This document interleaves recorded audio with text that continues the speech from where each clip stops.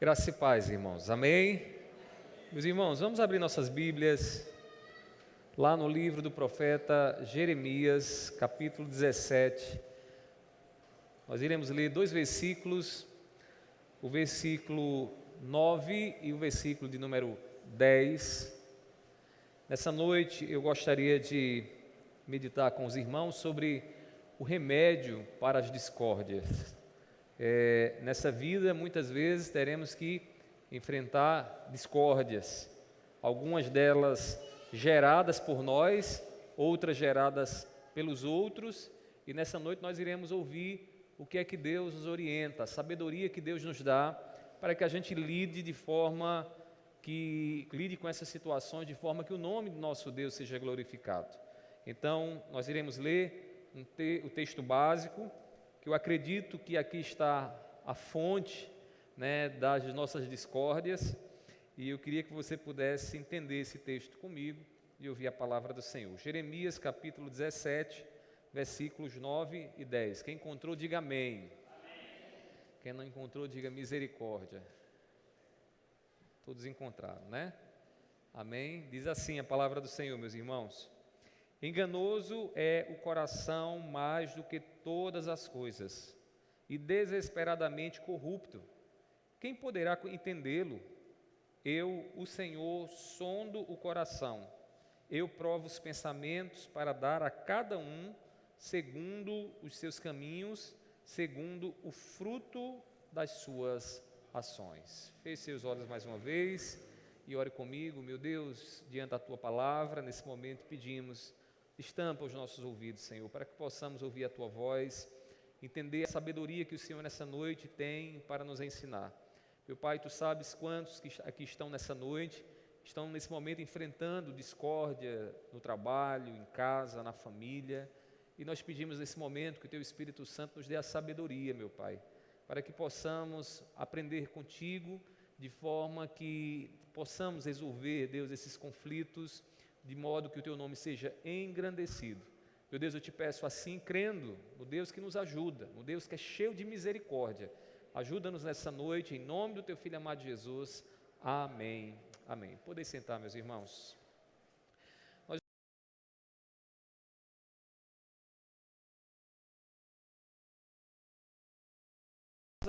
Das nossas discórdias está no coração.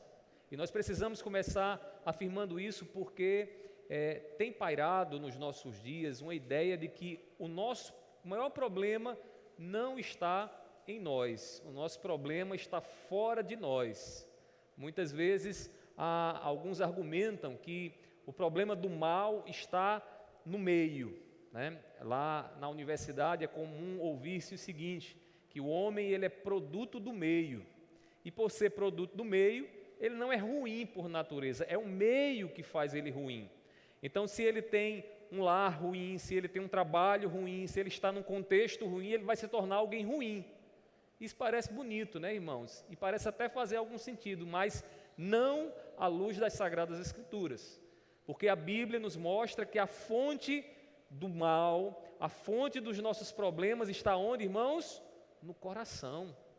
É no coração de cada um de nós que está o problema. Como o profeta Jeremias deixa muito claro aqui para nós, enganoso é o coração mais do que todas as coisas. Por isso que a gente precisa entender que se deixar levar pelo coração é um problema. Agora, o nosso Deus, o Deus que nos alcançou, o Deus cheio de graça e misericórdia, Ele veio até nós para mudar o nosso coração, para remediar o nosso coração. Porque uma vez que o coração está remediado, irmãos, nós passamos a ter ações santas, ações sãs. Meus queridos irmãos, é o coração que produz as nossas ações. E o que domina o nosso coração nos levará a agir em conformidade com aquilo que está dominando o nosso coração. O nosso coração, ele está adoecido e essa doença chegou até nós no dia que o pecado entrou no mundo. Quando Adão e Eva decidiram, irmãos, seguir um caminho diferente daquele que Deus havia estabelecido, o coração deles foi afetado, de maneira que dali em diante, irmãos, o pecado, esteve e está o tempo todo à porta batendo, tentando dominar, tentando entrar nas nossas vidas.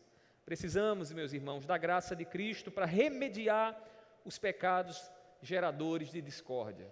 Precisamos do favor do nosso Senhor Jesus Cristo, e é isso que nós iremos fazer nessa noite. Nós iremos entender esses pecados, mas não só tomar o entendimento deles, mas encontrar a graça que o nosso Senhor Jesus Cristo tem para que a gente venha vencer, remediar o nosso coração e assim sermos agraciados por Deus e vivermos na harmonia, na concórdia, que é o que Deus sempre quis de nós. Meus queridos irmãos, quais são então esses pecados que a Bíblia fala que são geradores de discórdia?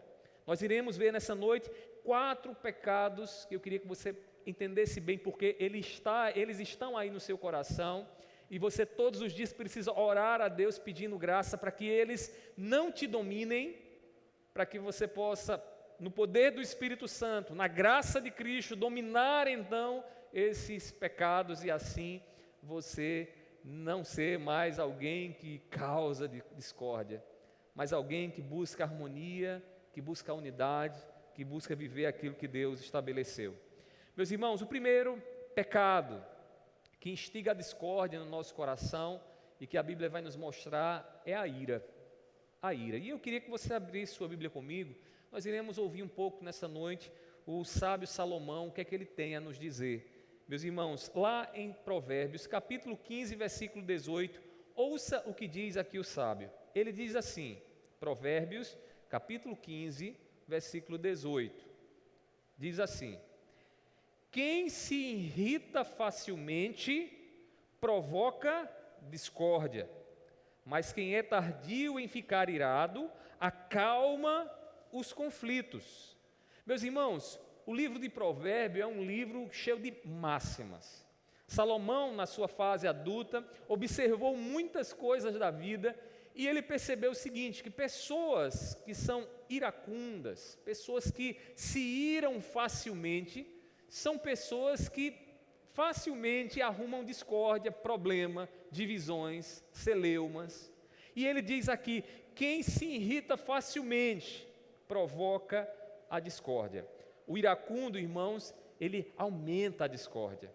E por que a ira, ela faz isso? A ira é aquele sentimento que nós temos todas as vezes que estamos diante de uma situação na qual nós nos sentimos injustiçados.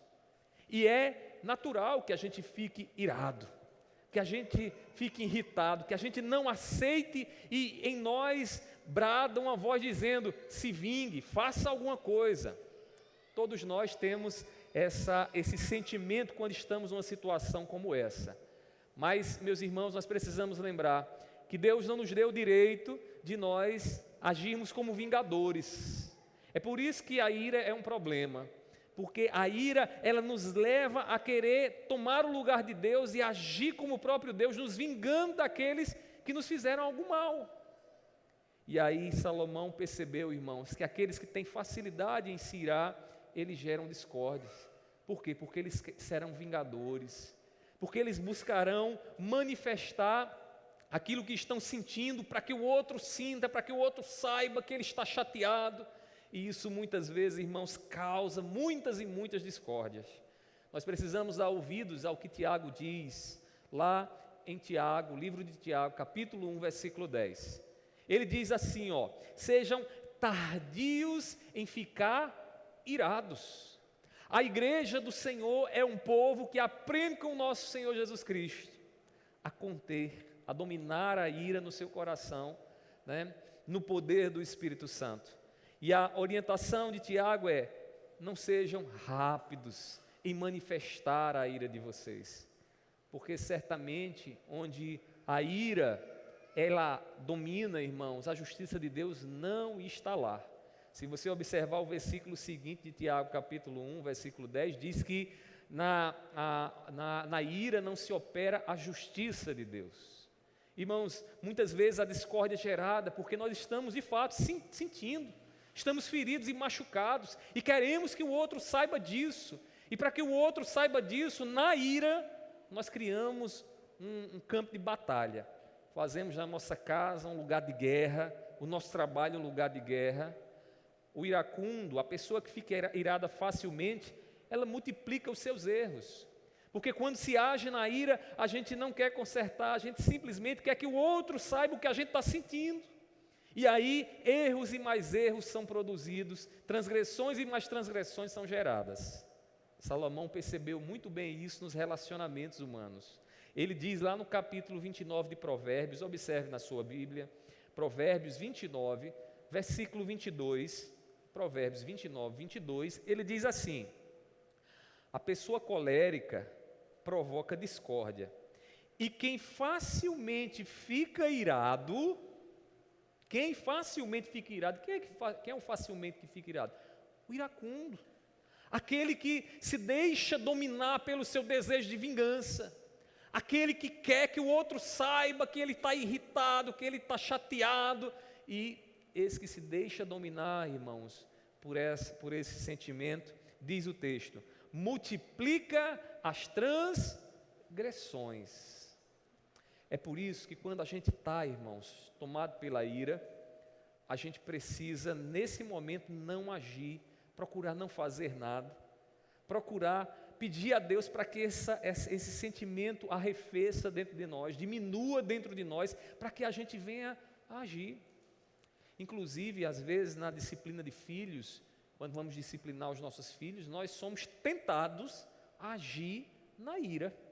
Estamos chateados, simplesmente porque o nosso desejo não se concretizou, aquilo que queríamos acontecesse, e a gente muitas vezes age na ira, sendo dominados por esse sentimento que nos leva a querer tomar o lugar de Deus, a operar, como vingadores.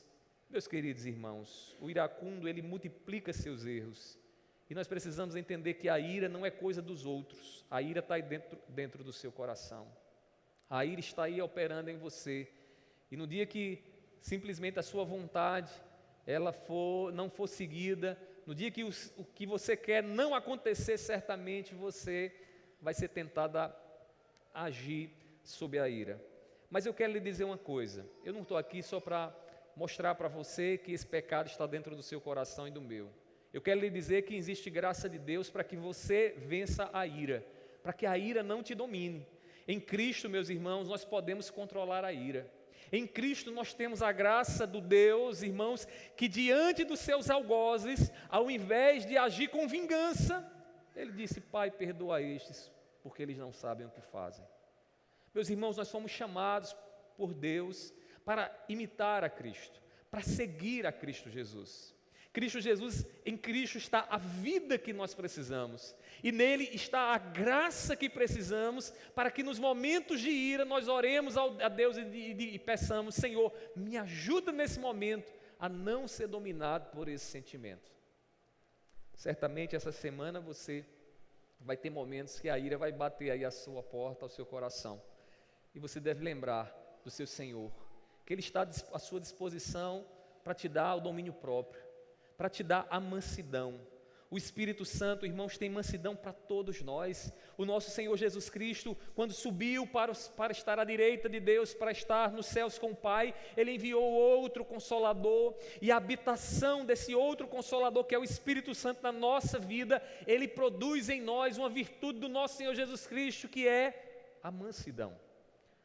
Paulo, quando escreveu aos Gálatas, lá no capítulo 5, versículo 22 e 23, ele diz assim, mas o fruto do Espírito, ou seja, o que o Espírito gera na igreja, o que o Espírito Santo gera em nós, ele diz, é amor, alegria, paz, longanimidade, bondade, fidelidade, mansidão, domínio próprio. Contra estas coisas não há lei.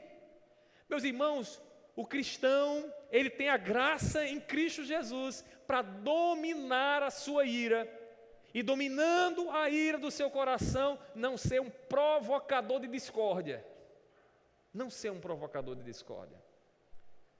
Meus irmãos, eu sei que às vezes a gente usa argumentos para dizer, não, eu tenho que agir, eu tenho que falar isso. Ou às vezes quando a gente vai desculpar os nossos erros, a gente diz, eu fiz isso por conta que eu estava virado, e a ira causa, irmãos, divisões, a ira causa discórdias, mas a gente precisa lembrar que nós temos graça em Cristo. Você é dominado pelo Espírito Santo, você é dominada pelo Espírito Santo. Então peça mais graça ao Senhor para que nos momentos em que o teu coração for tentado a querer manifestar a vingança, você lembrar que Cristo Jesus, aquele a quem devemos seguir, quando foi afrontado, insultado, injustiçado, ele agiu, irmãos, com mansidão e domínio próprio, coisa que o Espírito Santo nos dá, porque nós somos a habitação do Espírito Santo. Mas além da ira, há um outro pecado que Salomão percebeu muito bem, e que é causador de discórdia. Outro pecado que, trabalhando no nosso coração e dominando o nosso coração, o resultado vai ser casamento em pé de guerra, família em pé de guerra, igreja em pé de guerra. E qual é esse pecado? A soberba. A soberba, irmãos. O que é a soberba? A soberba é aquela atitude de alguém que já sabe de tudo, de alguém que está no trono de Deus. Ele não precisa de ninguém, ele é autossuficiente, ele sabe de tudo e de todos, ele não ouve conselho de ninguém, ele já sabe o caminho que deve seguir. A soberba, irmãos. Meus irmãos, a soberba ela pode levar a grandes pecados. E Davi, quando ele orou a Deus, o seu pedido como rei era que Deus tirasse do seu coração, a soberba, porque a soberba o levaria a grandes transgressões, a grandes pecados. Veja o que ele diz lá no Salmo 19, versículo 13. Abra a sua Bíblia e acompanhe. Salmo 19, versículo 13. O salmista ora assim, irmãos: também da soberba guarda o teu servo, que ela não me domine, então serei irrepreensível e ficarei livre de grande transgressão. Meus queridos irmãos, é horrível quando a soberba toma o coração de alguém. Esse alguém passa a pisar nos outros, esse alguém olha sempre de cima para baixo, como se fosse o melhor, Meus queridos irmãos, quem é dominado pela soberba é levado a cometer todo tipo de atrocidade. Sabe por quê? Porque essa pessoa está usurpando o lugar de Deus. Quem é o único, irmãos, que não depende de nada nem de ninguém? Quem é aquele que sabe de todas as coisas? Quem é aquele que tem todo o poder e toda a força em seu braço? Deus, irmãos. Mas nós, olhando para as nossas limitações, nos olhando no espelho, nós podemos perceber, irmãos, que nós dependemos dos outros, que nós somos fracos. Às vezes, irmãos, um pequeno vírus invisível aos nossos olhos nos abate. Meus irmãos, parecemos fortes, mas, irmãos, tem muita coisa nessa vida que só nos é possível realizar se tivermos outra pessoa ao nosso lado. O que é que a soberba faz? Quando a soberba domina o coração, ela nos leva a um engano de que agora não dependemos mais de ninguém, que agora sozinhos podemos fazer o que quisermos. Meus queridos irmãos, Deus nos criou para sermos corpo, Deus nos criou para sermos dependentes uns dos outros, para olhar para o meu irmão e depender dele e ele depender de mim. A soberba, ela produz uma postura de conflito quando ela domina o coração. Lá em Provérbios, capítulo 13, versículo 10, ouça agora o que Salomão diz. Provérbios 13, versículo 10. O sábio diz assim: da soberba só resulta a discórdia, mas a sabedoria está com os que se aconselham. É interessante notar aqui, irmãos, nesse texto, porque aqui existe o que a gente chama de paralelismo. É muito comum na poesia hebraica, que ele diz uma linha e fala uma ideia, e na outra linha ele fala ou a mesma ideia com outras palavras, para que a gente entenda melhor, ou alguma coisa que contraria o que foi dito anteriormente, para a gente poder entender a ênfase da ideia que ele quer dar. Aqui nesse capítulo 13, versículo 10, a segunda parte é bem interessante, porque ele faz aqui um contraste. Ele diz assim: mas a sabedoria está com os que se aconselham. Diferente da soberba que diz, eu não preciso de conselho, Salomão está dizendo, a sabedoria está em ouvir o que o outro tem a dizer. Mas o soberbo, ele não quer saber o que o outro tem para dizer. Às vezes a gente encontra pessoas, irmãos, que já sabe de tudo, né? Tem gente que já sabe de tudo. Você começa a falar, ele não lhe ouve, ele não quer lhe ouvir. Ele já sabe, já. O tolo age assim, né?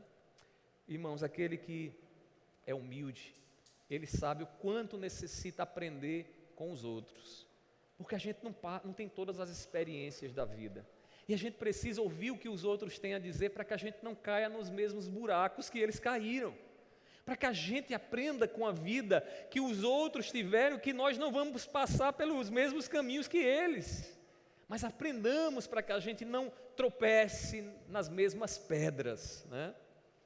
Mas às vezes tem gente que acha que já sabe de tudo.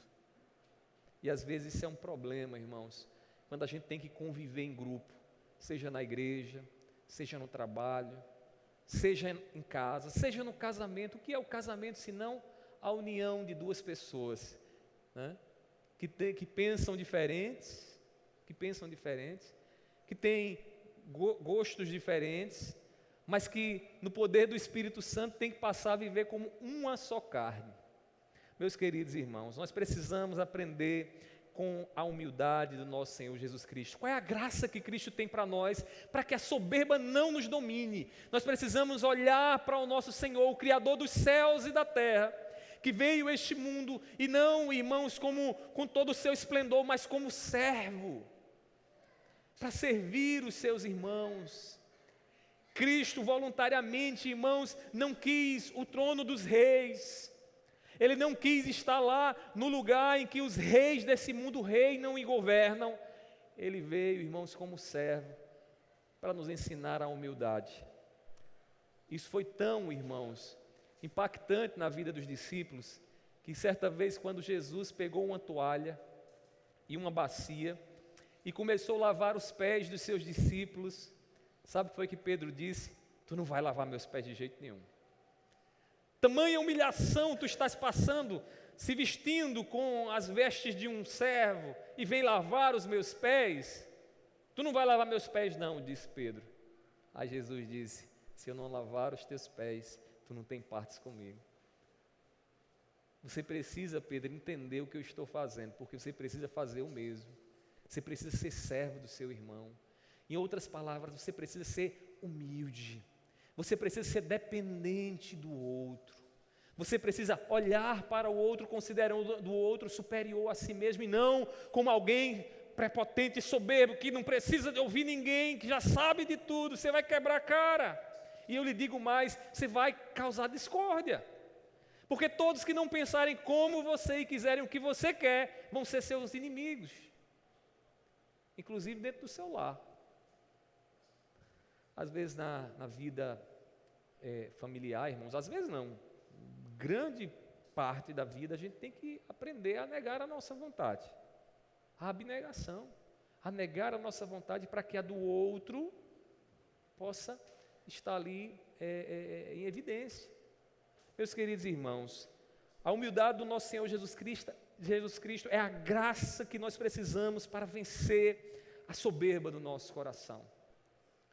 Se você tem percebido que seus ouvidos estão fechados para ouvir o que os outros têm a dizer, e por conta disso muitas discórdias têm aparecido no seu lar, na sua vida, na sua família, eu quero lhe dizer uma coisa: Cristo Jesus tem graça para você. Cristo Jesus tem a humildade, a vida que você precisa. E você precisa só pedir a Ele: Senhor, me dá dessa humildade, para que a soberba não me domine, para que as discórdias e conflitos cessem. Meus queridos irmãos, Jesus diz lá em Mateus capítulo 11, versículo 29, Ele diz assim: tomem sobre vocês o meu jugo e aprendam de mim, porque sou manso e humilde de coração. Eu sou manso, diz Jesus, e humilde de coração. Eu não sou iracundo, e eu sou humilde, sou servo. Eu estou aqui como um ser limitado, mostrando para vocês a dependência que vocês precisam ter de Deus. Meus queridos irmãos, que graça Jesus tem para nós. Como nós precisamos disso. E talvez você saiu de casa hoje com seu peito estufado, achando que é o dono da razão, a dona da razão, com toda soberba. Eu quero lhe dizer, Cristo tem graça para você. Não continue nessa discórdia, porque o outro pensa diferente de você. Seja humilde, aprenda com o outro, aprenda com o seu cônjuge, aprenda com o seu filho. Meus queridos irmãos, Jesus tem graça para nós. Além da ira e além da soberba, Salomão vai destacar um outro pecado, irmãos, que origina discórdia. Que uma vez que está no coração, contendas vão ser geradas, divisões vão ser geradas, a harmonia do lar, no trabalho, em casa, na rua, vai ser quebrada. E que pecado é esse, irmãos? A difamação. A difamação. O que é a difamação, irmãos? Falar mal do outro, atacar a reputação do outro. Às vezes, a difamação acontece quando nós fazemos juízos de valor sem saber o que é que está acontecendo de fato. Sabe aquela história do disse-me-disse, né? Alguém que diz, olha, eu acho que é isso. E aí começa a difamar a pessoa, atacar a reputação dela, atacar a reputação dele. Salomão vai dizer, irmãos, que isso também é gerador de discórdia. O difamador é alguém que vive, semeando a discórdia. Ele não apaga a fogueira do disse-me-disse, pelo contrário, ele coloca mais lenha na fogueira do disse-me-disse. E tem pessoas que amam isso, irmãos. Tem pessoas que amam ficar na arquibancada vendo o circo pegar fogo na vida do outro. E para isso, vive praticando o que é abominável aos olhos de Deus, a difamação. Veja comigo o que diz Provérbios, capítulo 26, versículo 20. Hoje a gente não está se detendo apenas num texto, a gente está olhando o que Salomão está dizendo em várias partes aqui, mas eu queria que você percebesse aqui comigo, nesse versículo 26. Diz assim, sem lenha o fogo se apaga, e não havendo difamador, cessa a discórdia. A metáfora que ele usa aqui é a metáfora de uma fogueira, né? Está lá a fogueira, enquanto tem lenha, a fogueira está acesa, o fogo está lá, né? Aí ele diz, assim também é quando o difamador deixa de falar, assim é quando o difamador ele cessa de difamar. A fogueira aqui é o quê? A discórdia, o problema. Meus irmãos, quando nós estamos muitas vezes dominados pela ira, porque tudo isso aqui, esses pecados, eles estão entrelaçados entre si, um causa um ao outro e assim a coisa acontece dentro de nós. Quando estamos tomados pela ira, a gente quer descarregar a nossa ira, muitas vezes difamando o outro. Meus irmãos, eu vejo isso muitas vezes na minha vida e também na de vocês, eu acredito que não é muito diferente. Quando estamos chateados com alguém, imediatamente levantamos uma listinha de pontos negativos e coisas erradas que os outros estão fazendo. O que é isso, irmãos? Difamação.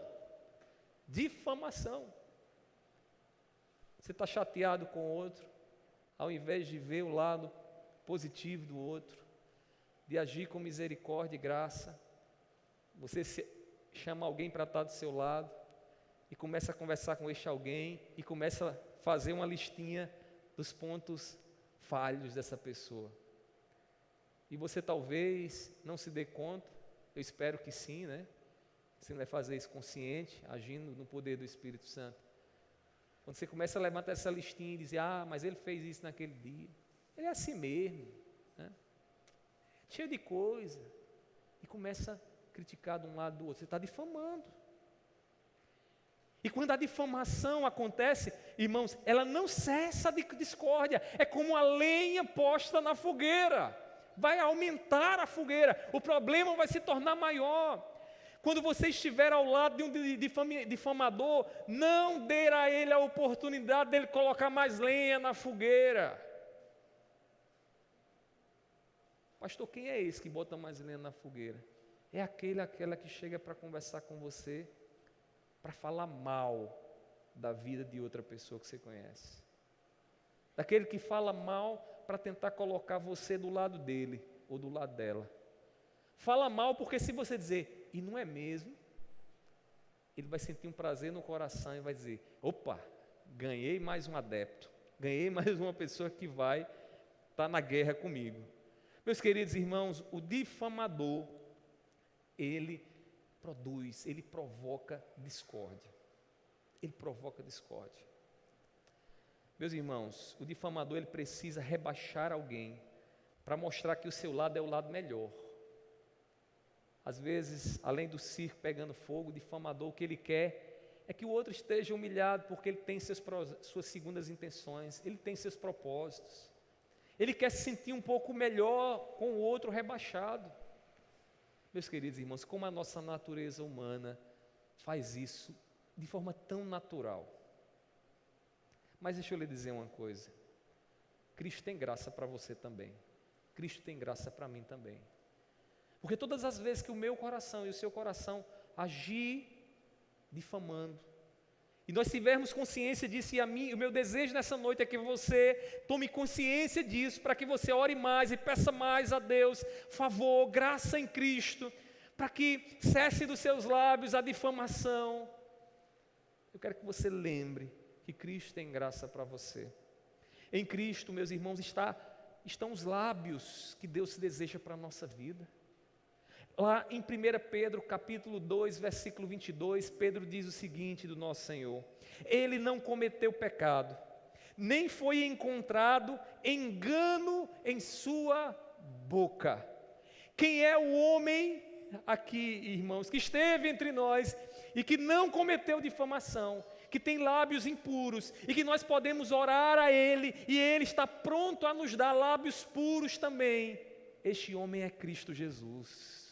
É o nosso Senhor, é aquele que vai estar à sua disposição essa semana, quando você se sentar ao lado do difamador, ou você mesmo estiver a difamar, Ele vai lembrar ao seu coração que Ele tem graça para você, Ele tem lábios puros para você, Ele tem um novo coração para você, para que você olhe para aquela pessoa que o teu coração está chateado, e ao invés de falar mal dele ou dela, você passe a abençoar a ele ou a ela. E não a difamar. Meus irmãos, imagina aquela mulher adúltera chegando até Jesus, os homens trazendo ela para ser apedrejada, e eles disseram: olha, essa mulher quebrou a lei de Moisés, é uma mulher adúltera, e a lei diz que apedreja, e aí, tu vai fazer o quê? Jesus disse para aqueles mestres da lei: aquele que não tiver pecado, que atire a primeira pedra. A partir do mais velho, começaram a soltar as pedras, sair, deixaram aquela mulher sozinha com Jesus. Aquela mulher tinha cometido adultério, irmãos. Não era engano, não, era verdade. Aquela mulher não tinha cometido adultério. Aqueles mestres da lei estavam simplesmente agindo, né? Não pela graça, pela misericórdia de Deus, mas pelo seu legalismo, pelas suas próprias leis. E aí Jesus se aproxima àquela mulher e diz: olha, eu não te condeno, vai e não peques mais. Meus queridos irmãos, Jesus que conhece, que vê todas as coisas, que poderia não nos difamar, mas dizer exatamente o que nós somos, quando estamos sozinhos no nosso quarto, quando estamos sozinhos no banheiro, quando estamos sozinhos dentro do nosso carro, Ele poderia dizer quem de fato nós somos, sem nos difamar, mas vendo quem nós somos, Ele diz: eu perdoo a vocês. Nesse ato, irmãos, Ele nos ensina que nele nós podemos encontrar graça para não difamar os nossos irmãos. Eu penso, eu acho, à luz da palavra de Deus, irmãos, que é aí que está o sinal de estar cheio do Espírito Santo. Tem gente que diz que está cheio do Espírito Santo, que fala em línguas, que faz uma série de coisas, né?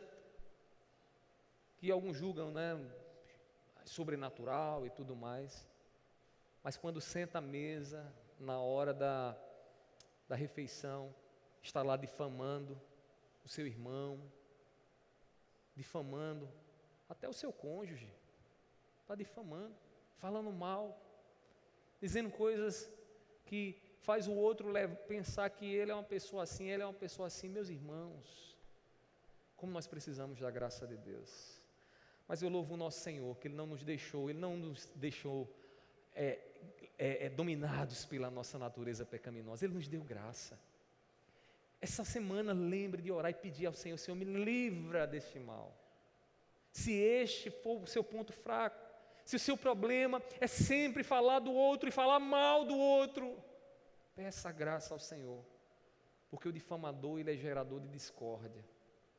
A difamação gera discórdia. Meus irmãos, mas há um último pecado que eu queria destacar aqui nas palavras de Salomão, e que é um pecado que dá origem também à discórdia. Eu queria que você a essa altura já fosse orando ao Espírito Santo e pedindo: Espírito Santo, me mostre por qual desses eu preciso começar. Eu não tenho nenhum desses. Você achar que não tem nenhum desses, não se sente tentado por nenhum desses, você já deveria estar no céu. Você não deveria estar aqui mais não. Porque enquanto estiver aqui nessa existência, irmãos, não tem para onde correr não. Todos nós, todos os dias, quem sabe daqui a pouco, quando sairmos daqui, você vai ser tentado a agir dominado por um desses pecados. Então, meus queridos irmãos, peçamos graça, mas há um último pecado aqui que eu queria destacar, que é a cobiça. Salomão vai nos dizer, irmãos, que o cobiçoso, aquele que deseja o que o outro tem para si, este, irmãos, também é causador de discórdia. Meus irmãos, no desejo de possuir o que não é seu, o cobiçoso, ele provoca a discórdia com estratégia diabólica, para dominar mesmo. O cobiçoso, ele usa aquela estratégia do diabo: vamos dividir para dominar. Eu posso exemplificar isso muitas vezes quando a mulher adúltera, cobiçosa, ela se achega a um casamento. Irmãos, a mulher cobiçosa que começa a cobiçar o marido da outra, ela faz de tudo para que a discórdia aconteça.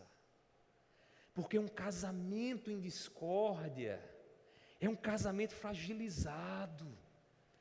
E a mulher adúltera, agindo sob o poder de Satanás, ela sabe muito bem que ali tem alguém que ela possa tragar para si. O cobiçoso, ele age nessa estratégia, ele divide para dominar. Às vezes o cobiçoso, com toda a sua artimanha, chega e às vezes traz uma informação na melhor das intenções para ele, né?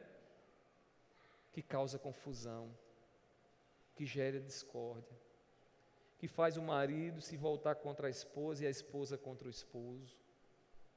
E quando o casamento está fragilizado, o cobiçoso, a cobiçosa diz: agora é a hora de agir. Às vezes, sabe como é que age, irmãos? Nesses momentos, chega aquele momento: olha, se você precisar de um ombro amigo, eu estou aqui, viu, para conversar. Você sabe, eu sou sua amiga, né? Então, quando você quiser conversar, eu estou aqui. E às vezes a mulher não se dá conta que ali é uma cobiçosa, que esteve a todo tempo semeando a contenda, a discórdia, para depois dominar. Mulheres, prestem atenção no que eu estou dizendo. Deus deu a vocês uma sensibilidade muito grande. Uma sensibilidade muito grande. Então, percebam os passos do inimigo na vida de vocês, no casamento de vocês. Meus irmãos, a cobiça, ela é irmã da inveja, né? Alguém já disse: mas o invejoso e a cobiça é a mesma coisa. Não, não é, irmãos. A inveja, ela fere, ela machuca pelo orgulho. Porque a inveja é o seguinte: a inveja, ela diz assim: ela não pode estar num lugar mais alto do que eu estou, a ponto disso corroer você por dentro, e você ficar a pensar, meu Deus, eu não vou mais dormir, eu não como, minha vida não será mais feliz, porque ele está prosperando, ela está prosperando. É inveja. Já a cobiça, ela só deseja o que você tem, ela só quer o que você tem. Meus irmãos, peçamos a graça de Cristo, porque Cristo também tem graça para vencermos a cobiça. Irmãos, Cristo, Ele nos ensina o contentamento.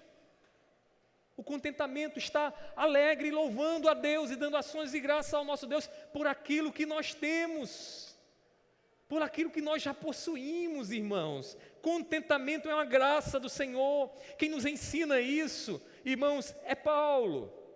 Quando Paulo escreve aos Filipenses, lá no capítulo 4, versículo 11, Paulo estava preso. Os irmãos haviam mandado para ele algumas ofertas para ajudar ele lá na prisão. E ao invés de Paulo reclamar do que tinha e do que não tinha, Paulo diz o seguinte em Filipenses capítulo 4, versículo 11. Digo isto não porque esteja necessitado, porque aprendi a viver contente em toda e qualquer situação. Contentamento, ser grato por aquilo que veio das mãos de Deus para mim. Ao invés de querer o do outro, me regozijar, me alegrar com o que eu já tenho, porque o que eu tenho é o que Deus me deu para eu viver. Meus queridos irmãos, Cristo tem graça para você viver o contentamento, para você ainda hoje baixar a sua cabeça no travesseiro e dizer o seguinte: Senhor, muito obrigado, com o muito ou com o pouco que o Senhor me deu, veio das tuas mãos e meu coração está contente. Meus irmãos, como nós precisamos dessa graça, porque às vezes estamos lá nos matando, nos definhando, simplesmente porque queremos o que o outro tem. Meus queridos irmãos, peçamos graça a Cristo. Essa semana eu queria que você lembrasse desses 4 pecados, mas eu não queria que você só lembrasse dos pecados, mas lembrasse que o seu Senhor, o nosso Senhor, Ele tem graça para você, tem graça para mim. Ele está pronto a nos dar força quando a gente se sente dominado por esses pecados. Meus irmãos, todos esses pecados atuam em nossos corações. E tolo é aquele que diz, ele não está no meu coração. Se você não consegue perceber ele agindo em você, né, você já está dominado por ele, ou você é um tolo que quer viver se enganando. Porque se você se olhar um pouquinho, observe hoje quantos pensamentos passaram dentro do seu coração, as palavras que você disse, até em tom de brincadeira. Observe que você vai ver. E quem estava lá não era o Espírito. E quem estava lá não era Deus. E eu quero que você saiba disso porque, irmãos, nós temos um Deus gracioso, Deus que nos ajuda nessas fraquezas. O Deus que por conta disso poderia ter nos odiado e nos castigado e nos lançado no inferno, mas Ele nos amou, sendo nós ainda pecadores. Ele poderia ter nos rejeitado, ter nos tratado como inimigos seus, mas Ele nos fez seus filhos, irmãos, mesmo com tudo isso habitando em nós. E ainda mais, Ele nos dá graça todos os dias para que esses vícios não dominem a nossa vida. E para que as contendas, os conflitos cessem. Meus irmãos, essa semana, quando a discórdia em sua família, no seu trabalho, seus relacionamentos aparecer, veja qual desses pecados, desses vícios, tem tentado dominar o seu coração. Essa semana, seja sábia, seja sábio. Perceba, observe um pouco mais dentro de você. Quem é que está agindo? Quem é que está movendo você para fazer o que você está fazendo? E quando você estiver diante de um desses pecados, ore, chore, clame ao Senhor: Senhor, me dá graça, Senhor, me dá teu poder. Se você quiser de todo o teu coração, eu te garanto que você vai receber essa graça. Deus vai te fazer poderoso, para que você não entre na dança pecaminosa desses pecados e causem conflitos ainda mais terríveis dentro do teu casamento, dentro da tua família. Meus queridos irmãos, observe essa semana se a ira é a causa da sua discórdia. E eu quero lhe dizer uma coisa, Paulo diz o seguinte: não deixe o sol se pôr sobre a ira. O que é isso?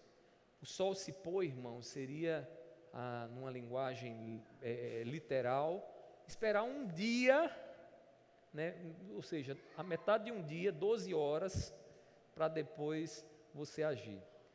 Ele está nos dizendo o seguinte: não dê tanto tempo. Não deixe que a ira permaneça tanto tempo no teu coração.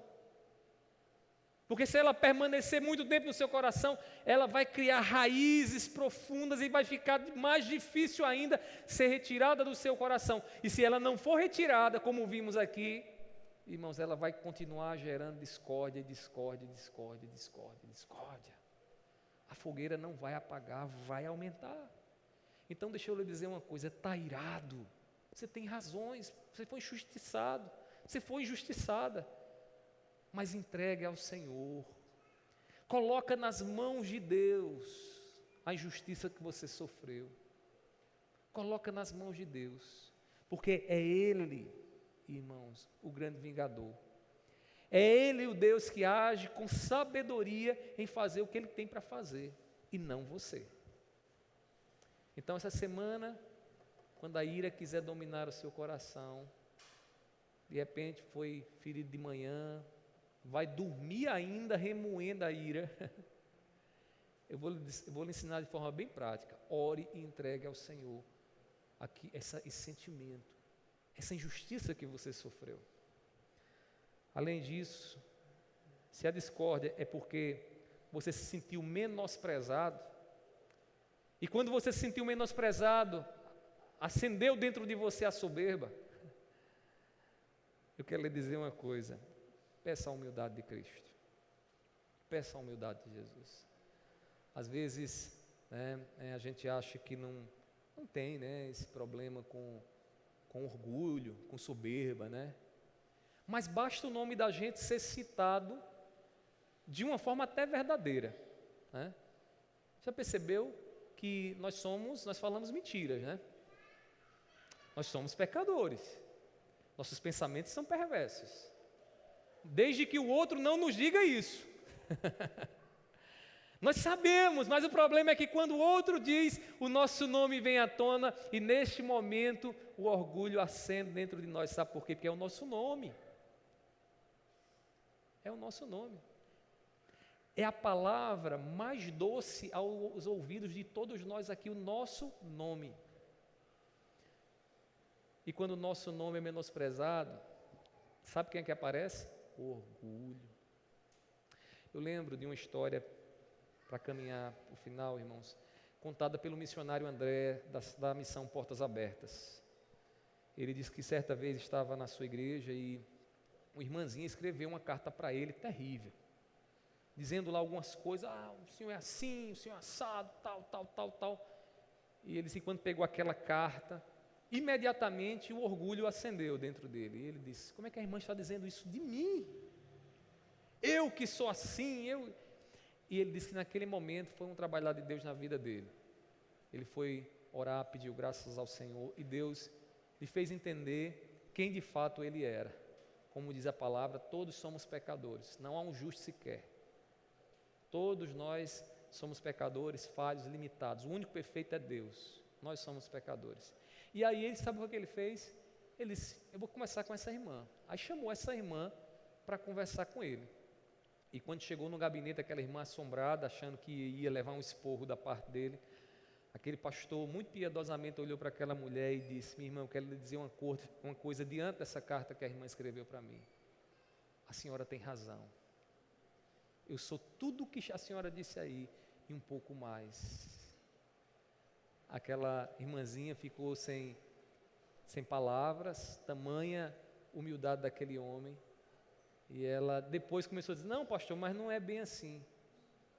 Mas, irmãos, quando nós de fato agimos com humildade, a gente não deixa o orgulho prevalecer. E quando o orgulho prevalece, irmãos, muitas vezes estamos na guerra e na contenda e na discórdia porque queremos que o nosso nome seja preservado. de uma coisa que muitas vezes sabemos que não somos. Meus irmãos, se a discórdia é porque você se sentiu menosprezado essa semana, peça a graça da humildade. Me diz: Senhor Jesus, me dá graça para que eu seja servo, para que eu reconheça de fato quem eu sou e o quanto eu preciso de Ti, Senhor, na minha vida. E Ele vai te dar essa graça. E você vai perceber que as palavras ferinas não vão te machucar. Porque elas só machucam porque a gente acha que a gente é bom demais, que a gente é a última Coca-Cola do deserto. Se a gente não nos achasse isso, irmãos, palavra nenhuma nos machucaria com relação à nossa pessoa. Sabe por quê? Porque a gente não estaria dando piso em cachorro morto, né? A gente sabe que somos aquilo mesmo e aceitaríamos, mas não é bem assim, né, irmãos? Então, lá no trabalho, quando você escutar essa semana, lembre-se quem você é. Lembre-se de quem você é. Lá na família, lá no seu casamento, peça a Jesus que lembre a você quem você é. Para que as palavras venham e elas não cheguem ao teu coração. E elas não despertem ira em você. E elas não te levem a agir com vingança ou coisa do tipo, e você aí tomar o lugar de Deus e causar um problema ainda maior. Por fim, meus irmãos, esteja com tudo o que Cristo te deu, esteja contente com tudo o que você recebeu do Senhor. Talvez você saiu de casa, abriu hoje o guarda-roupa e disse: eu não tenho roupa nenhuma, né? Quantas roupas Deus te deu? Talvez o sentimento que haja em você é: ah, como eu queria ter o carro dele, o carro dela. Ah, como eu queria ter a casa dele, a casa dela. Cuidado, porque a cobiça, isso é cobiça, ela é causadora de discórdia. Porque o cobiçoso, irmãos, ele faz de tudo para tentar ter o que o outro tem. Meus queridos irmãos, estejamos contentes com o que Cristo tem nos dado. E o que Cristo tem nos dado é o que nós necessitamos. Ele não tem deixado faltar nada para nós. Tudo o que nós temos é o que nós precisamos para servir a Ele e fazer o que Ele quer para a nossa vida. Então peça graça a Ele. Do Senhor, irmãos, que estava contente em todo momento no que Deus tinha lhe dado. Não tinha nem onde reclinar a cabeça. Não tinha nem onde morar. Mas estava contente com aquilo que Deus havia lhe dado. Portanto, meus irmãos, que Cristo nos dê graça essa semana, para que esses pecados não nos dominem. Em Cristo está a graça para remediar o nosso coração e todos esses pecados que são causadores de discórdia no nosso meio. E a pergunta que eu faço nessa noite a você é: seu coração já está em Cristo?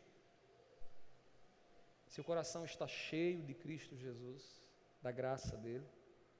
Vamos orar nesse momento, vamos pedir graça a Ele. Fiquemos de pé nesse instante, vamos orar. Aleluia, Senhor Deus. Meu Pai, nós estamos aqui em Tua presença, Senhor, e Te louvamos, porque a Tua palavra, ela perscruta o nosso coração. Meu Deus, e quando a Tua palavra revela o nosso coração, ela nos mostra todos os males que o pecado, ele causa na nossa vida, inclusive a discórdia, Senhor. Meu Deus, muitas vezes famílias estão se degladiando, irmãos contra irmãos, né? Marido contra esposa, esposa contra maridos. Meu Deus, tudo isso movido pelo pecado que há no nosso coração. Mas nós Te louvamos, Senhor, porque além de nos revelar esses pecados em nossos corações, o Senhor também nos revela a boa nova, o Evangelho, a graça que Cristo tem para que esses pecados não nos dominem. Meu Deus, e nesse momento eu quero Te pedir, nos ajuda, Senhor, dá-nos a graça necessária em cada um desses momentos que iremos passar essa semana. Deus, a graça para sermos humildes, a graça para agirmos com mansidão, Senhor, a graça, Senhor, para viver o contentamento e a humildade que o Senhor tem em si e que o Senhor compartilha conosco. Meu Deus, seja com o Teu povo, seja com a Tua igreja, seja comigo, Senhor. Livra-nos da tentação do mal. Meu Pai, não nos deixa caminhar no caminho do tolo, que tenta justificar o pecado em seu coração, quando deveria chorar em arrependimento diante do Senhor. Meu Deus, que nós nessa semana possamos estar sensíveis àquilo que ouvimos nessa noite, e que o Teu Espírito Santo nos ajude, Pai, a agir como cristãos, como aqueles que de fato desejam viver a vida de Cristo aqui nessa existência. Pai, seja com esta irmã, seja com este irmão, abençoa a vida deles, seja com eles, assim como seja também com a minha vida, em nome do Teu Filho amado Jesus. Amém. Que a graça do nosso Senhor Jesus Cristo, o amor de Deus e a comunhão do Espírito Santo estejam sobre todos, hoje e para todo sempre. Amém. Antes de você sentar, aperte a mão da pessoa que está do seu lado, rogue